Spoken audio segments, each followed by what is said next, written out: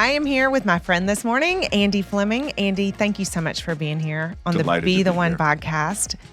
You were one of the first outside guests to be interviewed, and so it's about time that we got you here and to interview you in our fancy studio.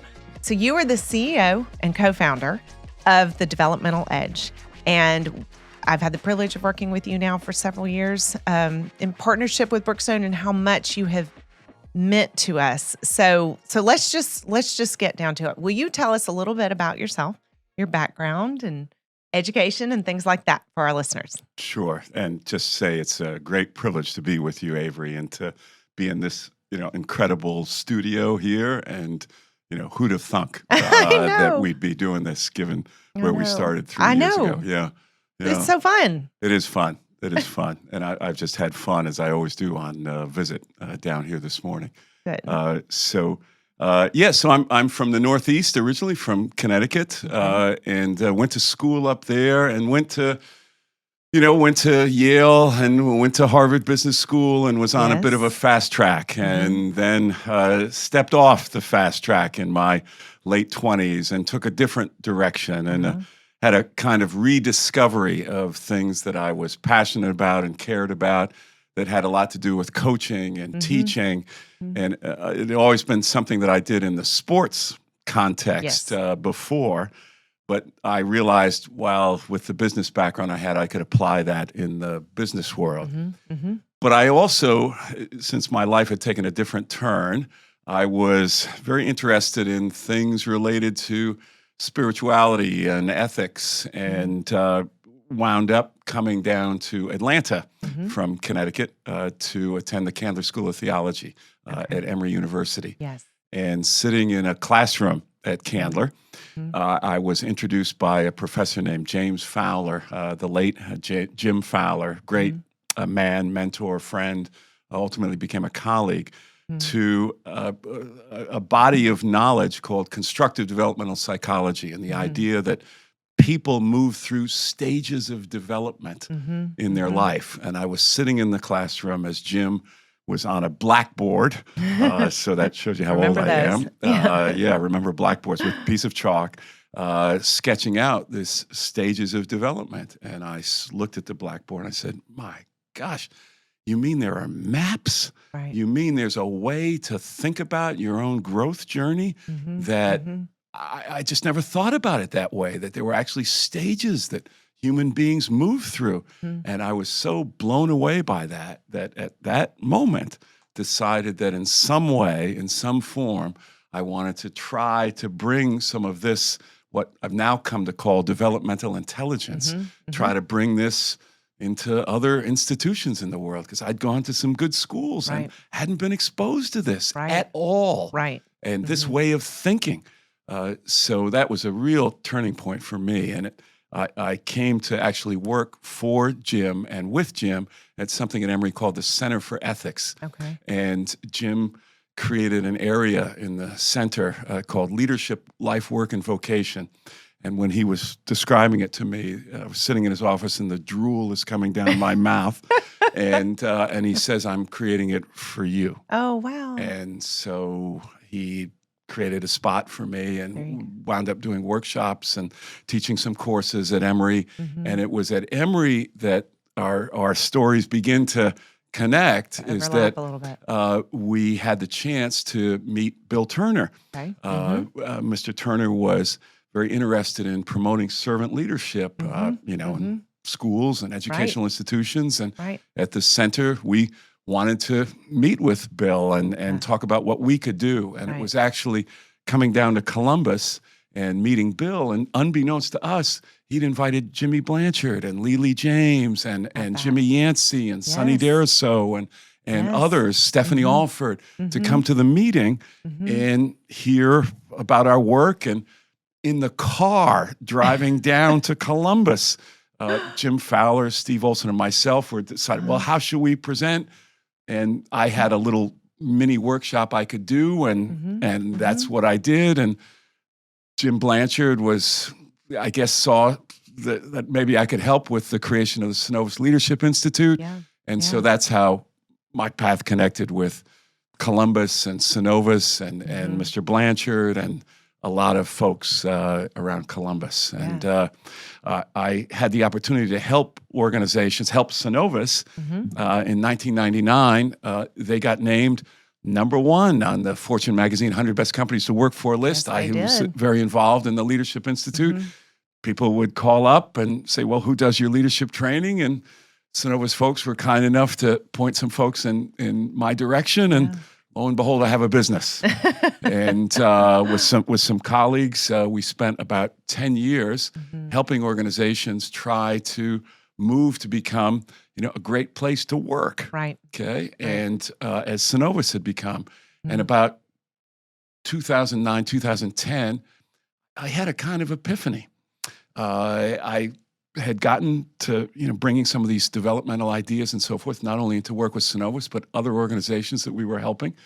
But I had a kind of epiphany that in the 21st century, with the pace of change, that it wasn't enough for organizations to become a great place to work. Right. They needed to be a great place to grow.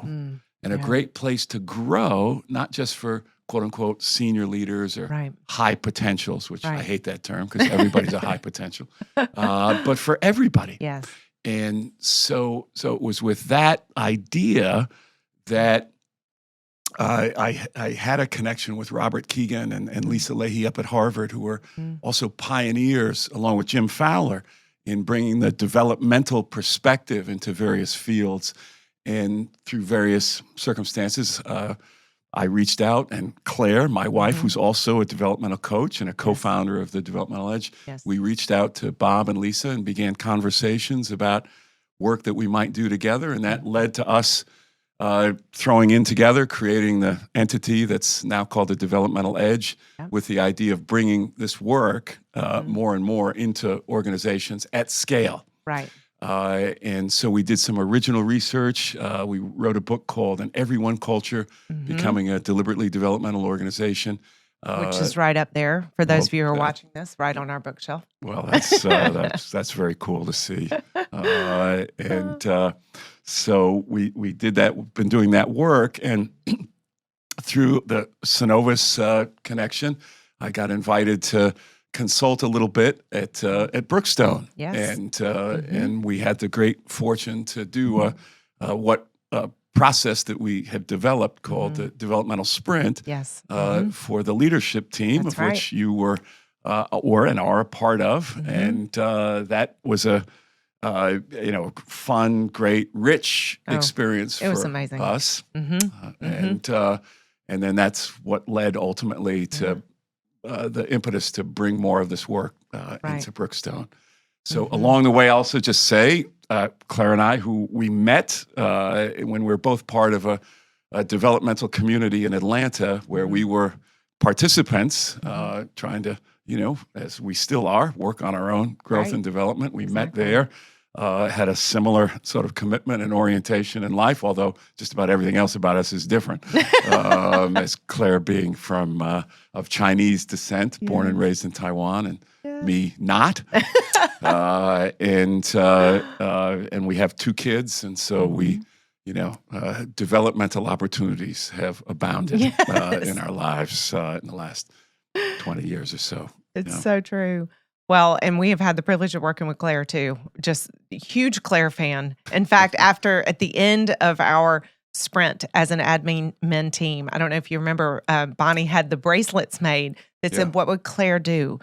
Or "What would Claire make you do?" That's right. That's right. What that would is an Claire, important difference. That's right. What would Claire make me do? Yes. Yes. We like to say that when Claire coaches someone, they undergo a kind of clarification. I love that. Yeah. That's such a good term.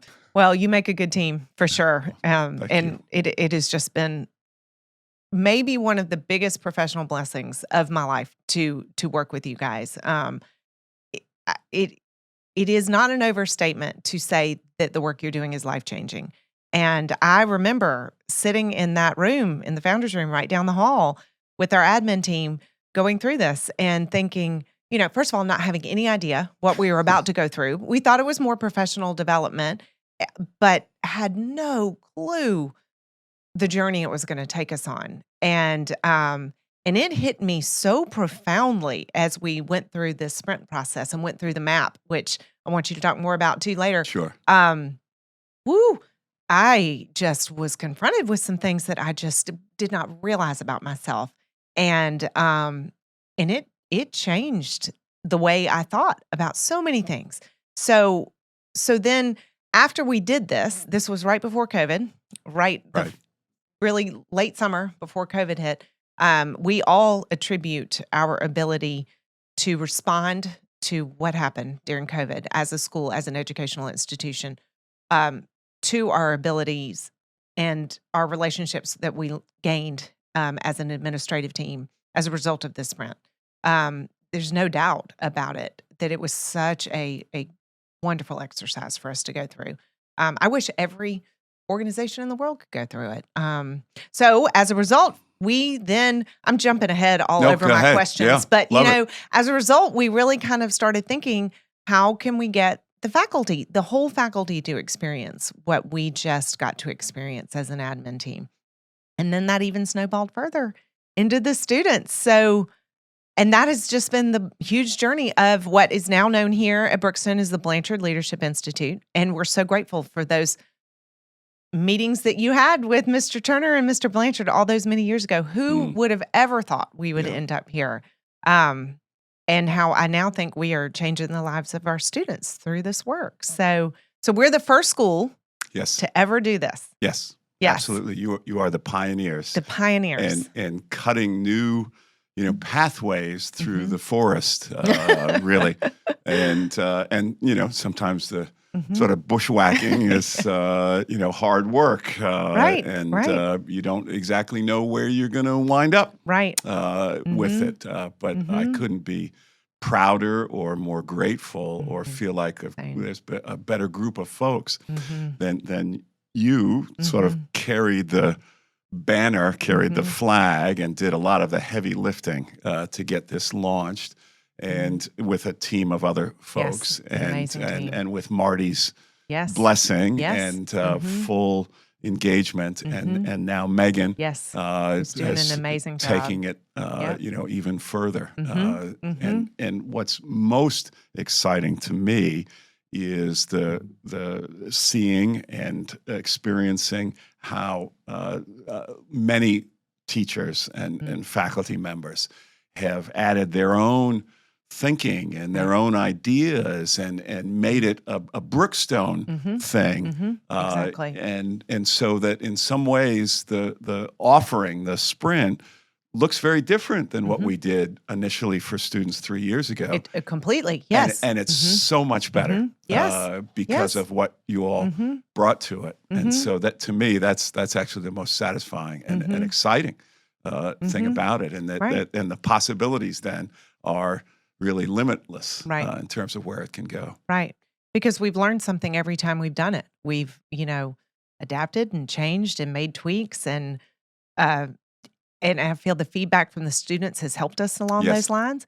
And so it's been really exciting this year to watch Megan take it in a different direction, and how I think it's been fantastic. Yes. And I think the students, are you get different experiences, but I think overall they have really embraced it. And you can tell that from what they write, the feedback they give us. So it's just really exciting.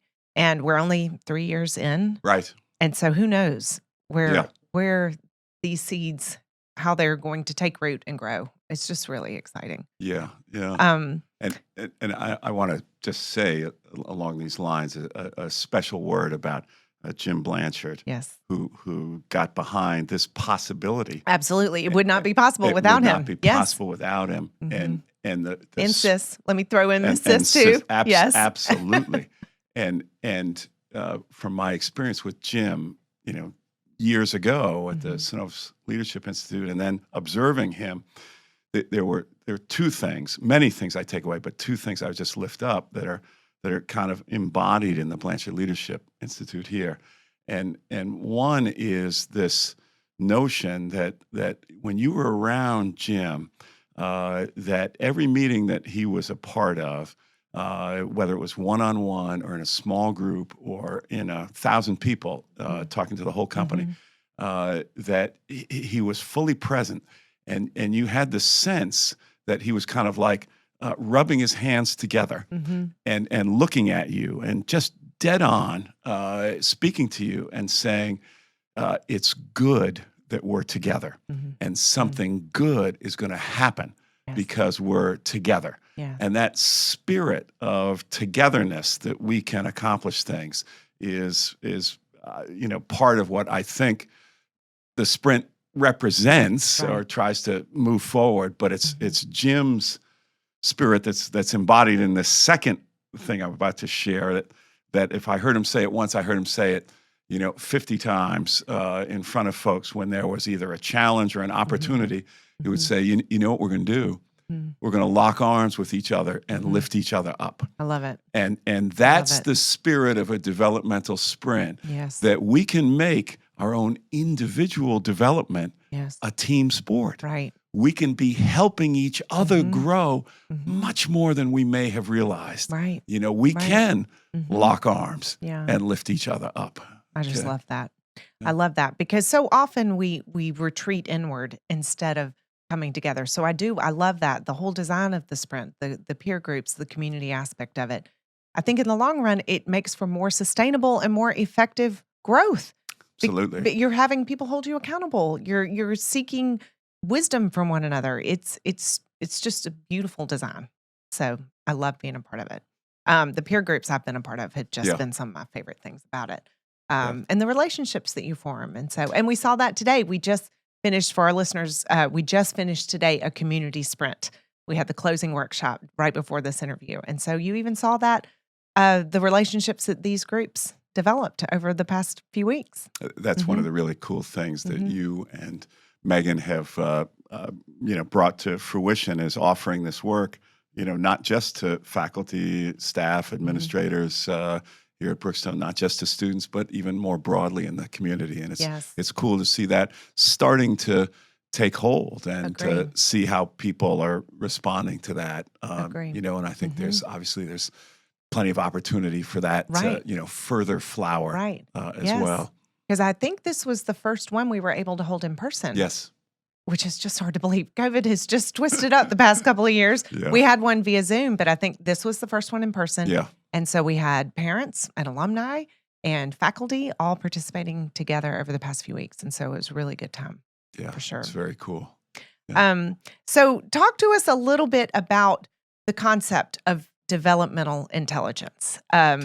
Just speak to that. Okay. So we all know, I've heard of the term emotional intelligence. Yes. And that's a great thing. And may we all have more emotional intelligence. But there's a way in which that's one kind of set of capabilities. And what developmental intelligence is, it's the capability to develop new capabilities. Yes. It's the ability and the know-how to accelerate your own growth. Yes. In whatever area you might want to accelerate your growth in. Right. It's the ability and know-how to help someone else grow faster.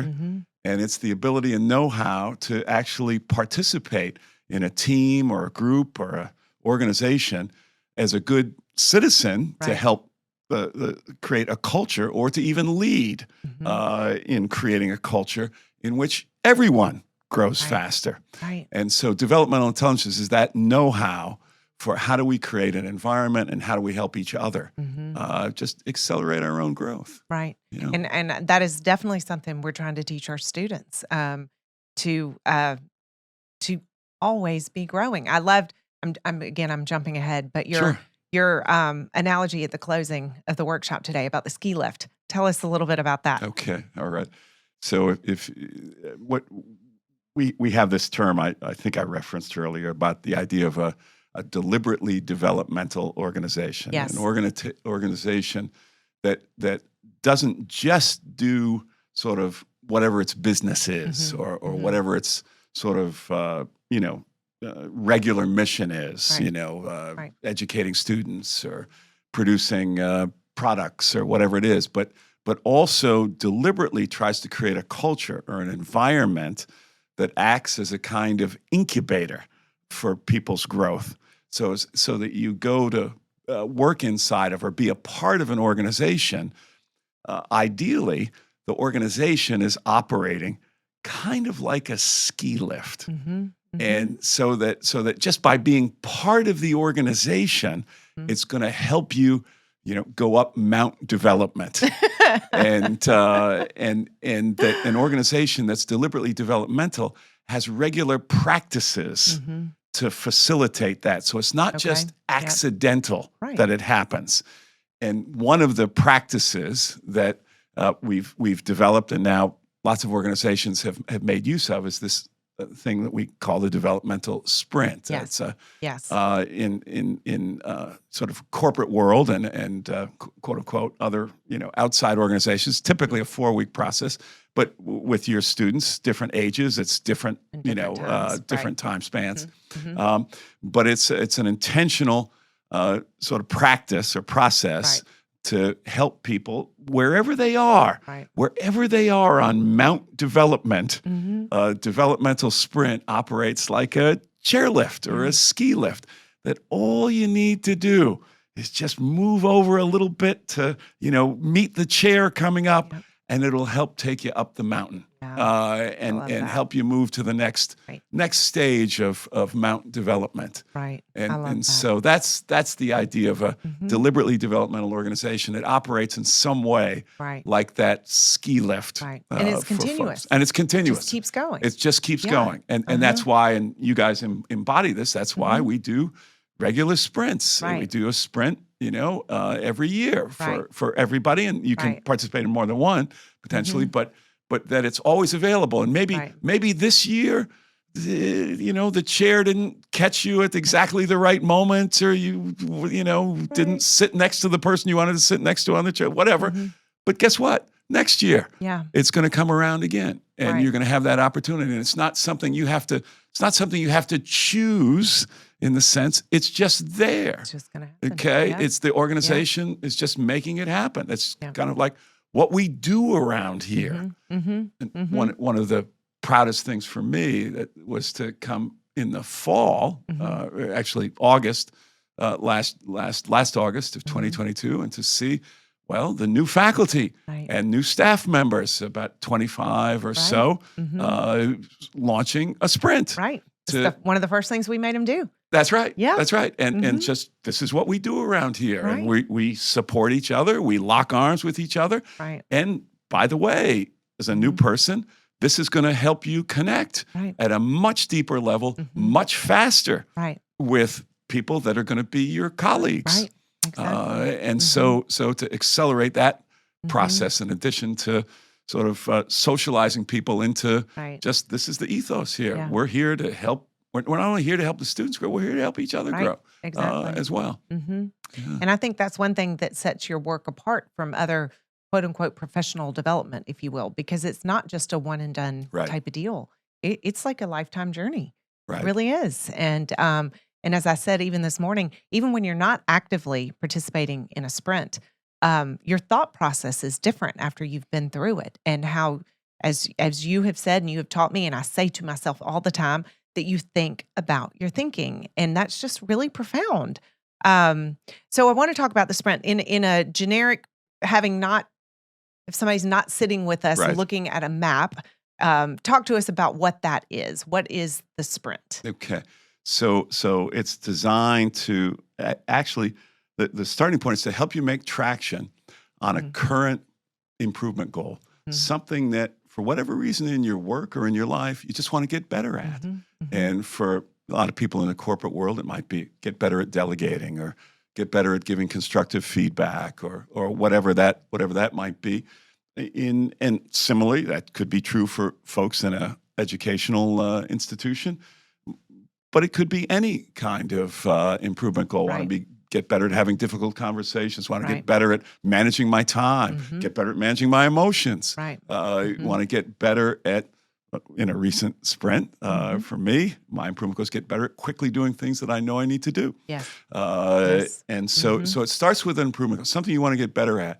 And then there's two workshops that bookend the experience. There's what we call the launch workshop and then the closing workshop. And in the launch workshop, you go through a process that our colleagues, Bob Keegan and Lisa Leahy from Harvard created called the immunity to change process. And you've referred to it a couple times, you make a map that in a very methodical, step-by-step way, the process helps you gain some insight into old patterns, old patterns of beliefs or assumptions, we call them big assumptions, old patterns of beliefs and behaviors that might be keeping you stuck, that might be getting in the way of you making traction on that improvement goal. And it may be an improvement goal that maybe you've even made some New Year's resolutions on, and sort of taken that approach, which we found, and Keegan and Leahy's research has discovered that's not a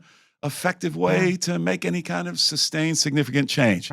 So this process helps you identify those old patterns and really then gets you into understanding what are some of the limiting assumptions or big assumptions that I'm making.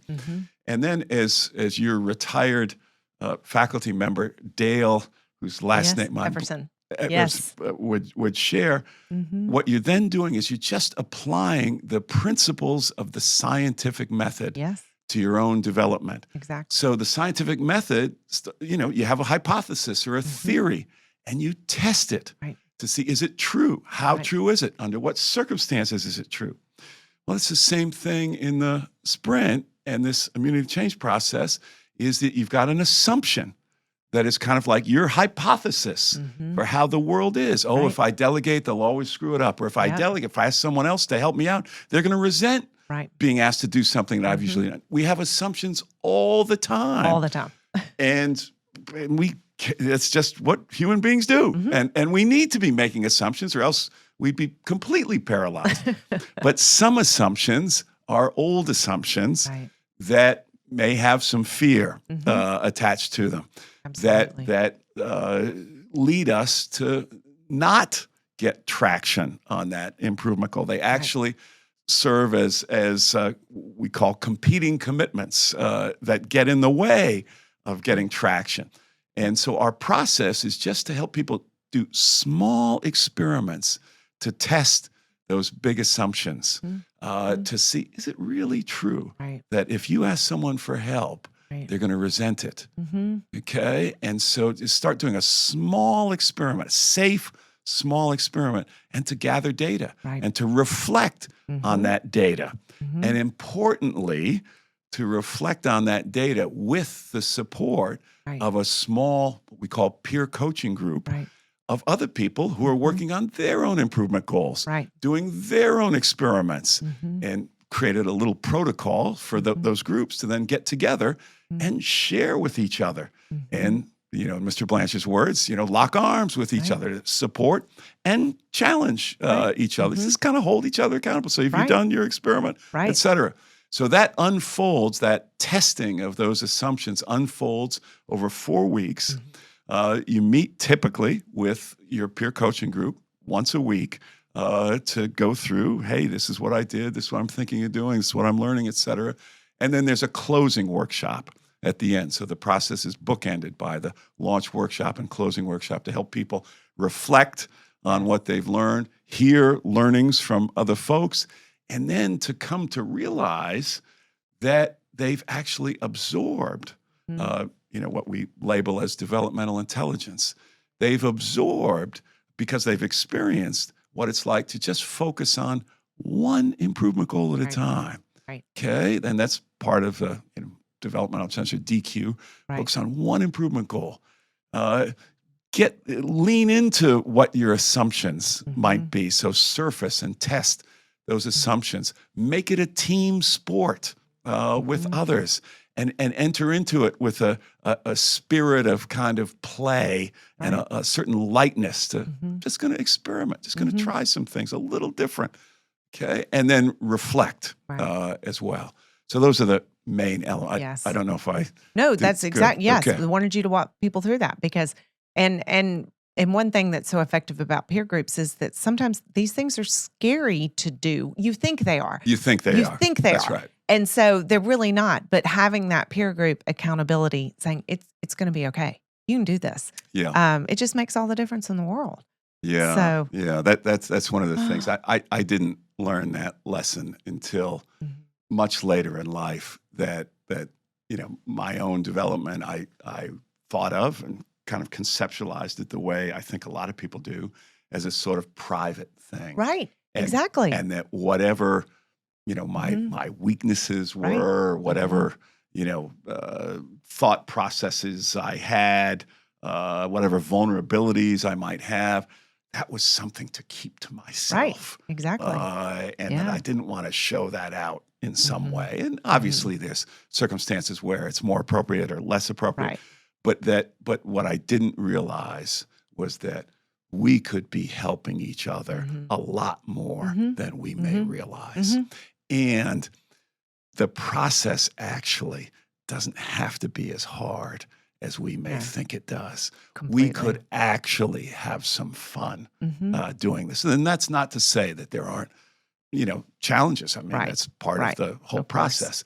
But we can actually, together make this a little bit more of a kind of adventure, our own development, and hold ourselves maybe just a little bit less seriously as we try and experiment with some new behaviors. Well, and I want to ask you about that because I always love how you encourage that, the curiosity, even the playfulness. And I think those can be concepts that are hard for adults because you feel like you're not supposed to do that anymore. Right. You're supposed to be mature and serious. And so I love that. So what role do you think that plays in, I'm jumping way ahead here in my questions, but since you brought that up, in leadership, like in our ability to innovate and our ability to be creative, what role does that play in leadership? Well, here's the thing. It is and part of why, 10 or 12 years ago, I had this notion that organizations needed to be great places to grow,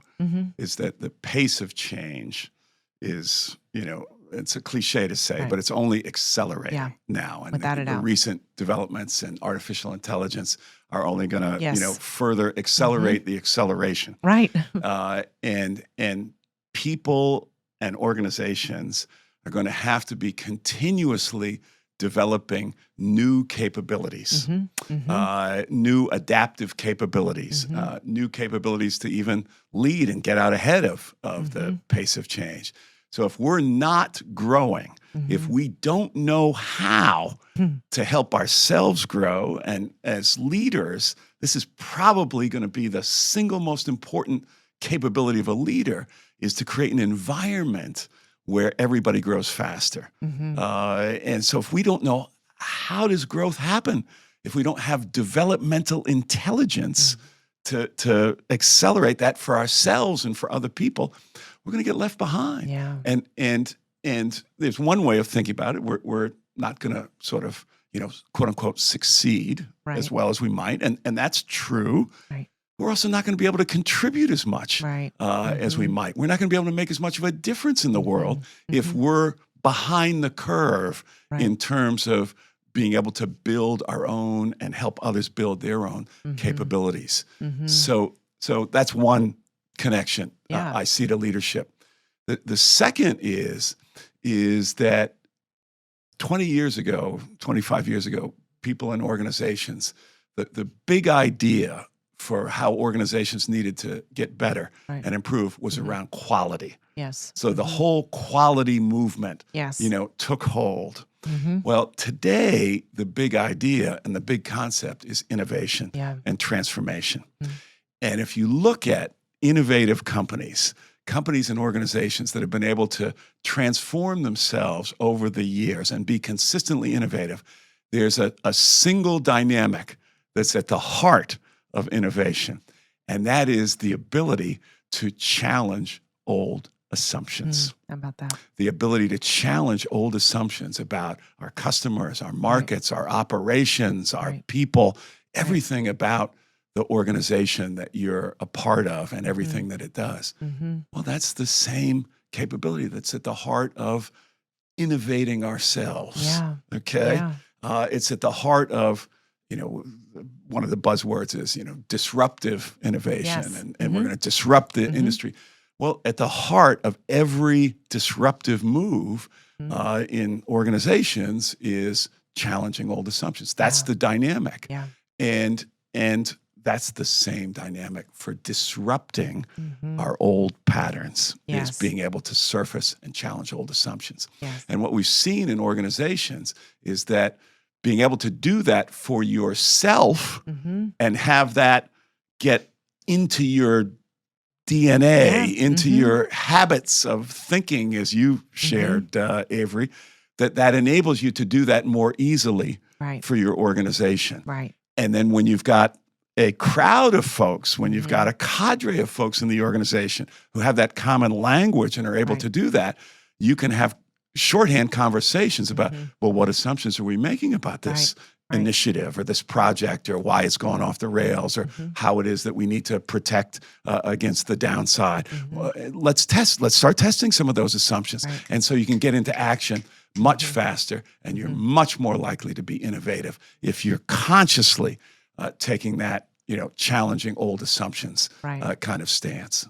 Oh, I just love it. It's just fascinating to me because it's like multiple levels. It's the self-awareness that leads to a corporate culture of growth, if you will. I just love how it all fits together. That's right. And one thing that I love and speak to the organizations you work with around the world, their primary business might not have anything to do with leadership development. That's right. But what companies are investing your work into their people in order to make their actual mission of whatever their business model is. That's right.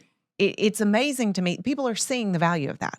That's right. That's right. So we work with, in the last 3 years, really since the pandemic, and we took our work that had been largely delivered in person, increasingly virtual, but the pandemic accelerated that. Right. So we took our work, we took the sprint and made it so that we could deliver it 100% virtual. Yeah. And that means we could deliver it inside of large organizations in multiple countries all at once. So in the last 3 years, we've delivered, we've had sprint participants in global organizations in over 75 countries. Wow. We've translated the material, and it's now available in 11 different languages. Wow. That's so and exciting. have trained sprint leaders in multiple organizations to be able to deliver this themselves. And so I could tell you stories about a global retailer where many of us have bought furniture that has put its 500 store managers through a sprint on behalf of a mindset shift that they know they need to make. And so they need those store managers to think not just in terms of managing the four corners of a brick and mortar store, but to have the mindset that I'm managing the four corners of a digital marketplace. And so they need that kind of shift in terms of the behaviors that go along with that and the mindset that goes along with that. And to accelerate that process, they put 500 leaders into 2 different sprints of 250 people each, and they cite that work as a kind of turning point for the organization. So, that's just, that's a picture of how it's kind of getting out there. Yeah. Well, I'm a huge believer, obviously, but it did make such an impact on me and some of the training I was able to do with people in different corporations that, again, and I'm sure they're looking at us the same way. Our business, if you will, is education, is educating students, and their business might have been whatever it was. Right. But the investment that they were making to create the cultures where they were, it was so eye-opening to me and exciting. And it makes me want every company I know to go through this. It's why Synovus was such an amazing place to work, because that culture, but also how it is still an amazing place to work. Let me qualify that. But when you go through it, you're just like, everybody needs to know this stuff. everybody would benefit from your work and from going through this. Well, that was the feeling I had sitting in the classroom at Candler School of Theology, almost 30 years ago, thinking, why isn't this more widely known? Right. And that the idea that it's and instilling and at Brookstone, love how we're able to instill in younger children that it's possible to grow. You can actually help propel yourself. You can get better at things that you want to get better at, and there's better ways to do that than other ways. Right. Just the New Year's resolution approach and just the willpower approach. Willpower, exactly. That's of limited value, but there are other ways to do this. Right. And we can do it together. Right. That the idea that we could, sort of foster this mindset some, and just that young people would have this experience that they could draw on as they, progress in life. Right. And bring into their organizations. Right. That's really exciting to me. And to think the impact that our younger kids, like that, are in kindergarten, first, second grade now, that by the time they get to high school, this will become such a part of their learning experience here, and such a part of hopefully their vocabulary and their ability to reflect. And I say all the time, I wish I had these tools when I was in high school to really equip our students with that ability, with that self-awareness and the understanding that they can take their thoughts, stop them, examine them, reflect upon them, test them. Wow, just what an amazing tool set to give our kids. Yeah. So makes me so excited. And I'd be remiss if I didn't give also a special shout out to Marty Lester, your outgoing head of school, for 100%. him seeing the potential value of this, being willing to step into it, into the work himself, make himself vulnerable with his executive team. And if Marty hadn't done that, then we're not here now. Right. Absolutely. I mean, he was our first public player, if you will, which is a part of the sprint. But for the leader of the school to allow himself to be vulnerable in the way that the sprint, in the beautiful way that the sprint process takes you through, it spoke volumes. And so, in 100%, thank you to Marty for being willing to bring this in to our school and to start this. Yes. During COVID, like we started this as a school in 2020. That's exactly right. Yeah. Oh my gosh. And we're doing like Zoom meetings with hundreds of high schoolers and trying to manage the bandwidth and the Wi-Fi. We tested everything we had. Yes, put it all to the limits. That's right. We pushed it to edges and beyond. I think. But what you guys have done in terms of now, so Brookstone-ish, I think, of bringing this into the classrooms, bring it into a more intimate kind of setting, having the teachers more directly involved with students in ways that are just appropriate for the teacher-student relationship. Exactly. That's a great path that you all have cut. Well, it's been exciting to do it together, and just I cannot wait to see what this continues to look like over the next 5 to 10 years and beyond. So we've kind of touched on this a little bit, but just, the field of leadership development is just constantly evolving. So, do we have everything in place we need? Or what are some of the tools we need to make sure, what are some of the trends, I guess you would say, that you see coming that we need to prepare for? And again, you've already kind of touched on this, but speak to it a little bit more. Yeah. So trends are that the development needs to happen as much as possible actually in your work context. Okay. Rather than there will always be a place for, the retreat kind of experience. Yes. there'll always be a place in some contexts for one-on-one executive coaching kind of thing. But what people are increasingly realizing is that the kind of sort of transformational outcomes that you hope for with one-on-one, quote unquote, executive coaching, is something that we actually need to make the benefits of that available to everybody. Because given the complexity of work that people do now, even people on the front lines have to be growing and developing and are having to make more complex decisions. And the person in the call center or in other in other settings. And so one of the big trends is how can we make development and leadership development, it's an idea of, sort of leaders at all levels. How can we push that down to everybody in an organization? How can we make the benefits that people might get from, one-on-one kind of executive coaching, how do we make that available to everybody? And that's where, the sprint is and related things are coming into play more.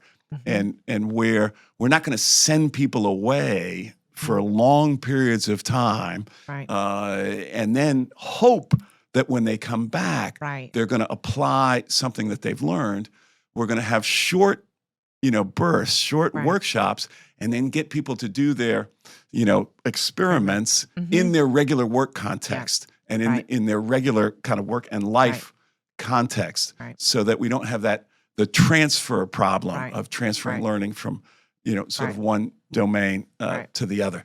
So that's one of the big trends that we're seeing. I think that was one of the things, obviously, that makes this so different, so sets this so apart from other leadership development, because it is working on your own work. And it's nothing hypothetical. There are real life situations that you were able to apply this to. And I think that makes all the difference. And you're 1,000% right, Avery. And one of the other things that we're seeing, and just seeing the tip of it right now, actually, is that with AI coming into play more and more, so the content of training, like what are the 4 steps of delegating, or what are the 6 practices of having difficult conversations, whatever it is, that content is available to people instantly. Increasingly instantly. So whereas we used to have to go to a workshop with a special teacher or knowledgeable person who would teach those principles, okay, we don't have to do that anymore. I know. But where the real test, though, is can we overcome our old limiting assumptions that keep us from applying that knowledge? And so the more and more training is going to be about, okay, the knowledge, the technical side of learning, it's available. It's around us. It's cheap. But the hard part, and what in the field is called the adaptive challenge of actually shifting your mindset, that's going to be, that's more and more the focus of development. Okay.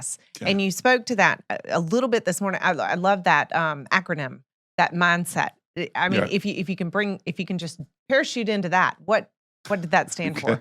So in adaptive development, which is being able to better operate in the face of ambiguity, in the face of uncertainty, in the face of complexity. So adaptive growth requires mindset shifts. And if you think about the word mindset, that we've come up with a little acronym that relates to that speaks to what you're talking about here. So if you actually put a little hyphen between the mind and the set, so MIND hyphen, and then you go SETT, so add an extra T to mindset. So SET stands for surface. So bring to the surface, bring to consciousness which is part of, in the sprint process. We're trying to bring to consciousness those old assumptions, bring to consciousness, then engage them, reflect on them in some way, and then critically test them. Test them and write down, like a good scientist, like a good researcher, write down your reflections, write down the data and what the test tells you about your big assumption. That's ultimately how you'll transcend limiting assumptions. So SETT, surface, engage, test, and transcend. That's how we shift our mindsets. Love it. I love it. This has been so good. I feel like I could talk to you for hours. I mean, it's been so good. Okay, so I know we're probably running out of time. It's just a couple of fun questions. Sure. So, Andy Fleming, what are some of your favorite movies? Okay. One I'd have to say is, it might be a little bit obscure, but it's a movie called Michael Clayton, is the name of it. Okay, I don't know that movie. George Clooney. Oh. And it's about, the story itself is a engaging kind of current story that, involves corporate, there's a degree of corporate sort of corruption and sort of the dark side a bit. And this character, Michael Clayton, has kind of lost his way, and he's become a very cynical kind of operator in that world. And he goes through an experience in this movie where he recovers something and rediscovers something essential about himself. And so by the end of the movie, there's a kind of transformation in him that is brilliantly captured in the closing scene that just zeroes in on the face of George Clooney after he's had this experience, and you can just sort of see him starting to come back to himself. I love it. And there's a little half smile, and then movie's over. Oh, and I awesome. Love that movie. Oh, I can't wait to watch it. Okay. I feel like now that you're talking about that, I feel like I can visualize the movie poster. So I feel like I have seen that. So I'm going to have to go back and watch it, though. I haven't seen it. Okay, so what about books? I am sure you have more than one to choose from. And I know you love poetry. I do love poetry. And I love to hear poetry recited. And so there's a poet, David White, Whyte, that if you go on YouTube and just, search for, poems by David White, you'll see lots of video of him reciting poetry in any of his poetry books or his prose books. And the first prose book he wrote that sort of made a splash was a book called The Heart Aroused. And the second was Crossing the Unknown Sea. And the third is called The Three Marriages. And by marriages, he means the relationship that you have with yourself, the relationship that you have with other people, including a spouse or a partner, and then the relationship that you have with your work. And he talks about how those are really, you can think of them as like three marriages. And he has some really great insights about them. But I also have to give a shout out to our colleague, Bob Keegan from Harvard, wrote a number of great books. And the one that was really seminal and central for me was a book called In Over Our Heads. And the subtitle is The Mental Demands of Modern Life. And it's very relevant for all of us. And the idea is, and I think it's particularly relevant, we're talking about this here at Brookstone, an educational institution.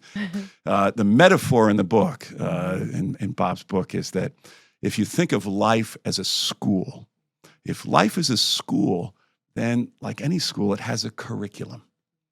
It has demands that it's making of us in terms of navigating our careers. So there's a way that we now have to navigate our careers that's different than it was 30 years ago, where we could just go to work for one organization, and if we just put our head down and do well, it's going to take care of us.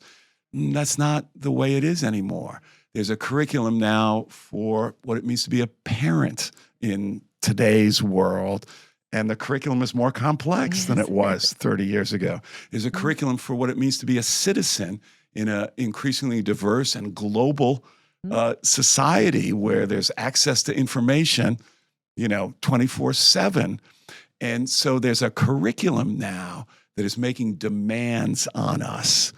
And that for many of us, the curriculum is over our heads. Right. And that sort of idea just really struck me. And it's part of what kind of fuels the work is how do we bring about the ability to develop ourselves and each other so that individually and collectively we're able to meet the curriculum that we're facing right now. Oh, I love that. So, well, I believe personally, it that's completely what it did. When I did my first sprint sitting in that room, I felt there were some points I was like, I can't even speak or I'm going to start crying. Like I'm going to absolutely dissolve into tears because I'm so overwhelmed and I don't even know where to start breaking down my improvement goal. And so that process is so transformative. It really, really can change your life. And so I feel that way. I feel like that first sprint just changed the trajectory of how I approached so much about work and family life. I mean, the blending of the two. And so I cannot thank you enough for the work you're doing because it has been such a blessing to me. And I know it has been to our admin team and to our faculty and to our students. I just am so grateful. I am so grateful to have had the privilege to work with you. And it's just been a blessing to me in every way. Well, the privilege has been all mine and my team as well. And I want to give a special shout out to Claire, who's been a part of this. And Amara Lynch on our team as well. And it's been, one of the great privileges of my life to work with you and the group here at Brookstone, which is a truly special place. Really and to the idea that we may have contributed something to it is enormously satisfying. Well, we are grateful. So, and we're just going to have you come back because I want to have more conversations about more of all the things you could touch on. So, thanks. So thank you for being here, Andy. My pleasure.